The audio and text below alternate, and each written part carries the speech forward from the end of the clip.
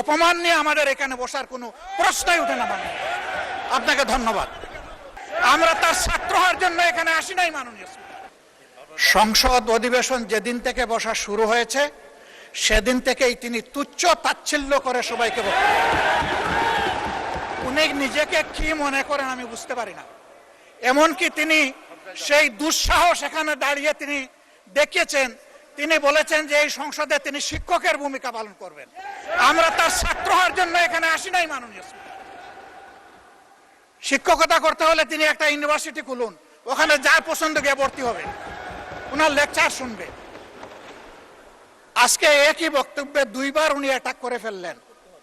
আমার সঙ্গীরা তো মনে করে, আমি নিজেও মনে করি যে এইটা কালচারাল না, এইটা পার্লামেন্টারিয়ান ফ্যাসিজম।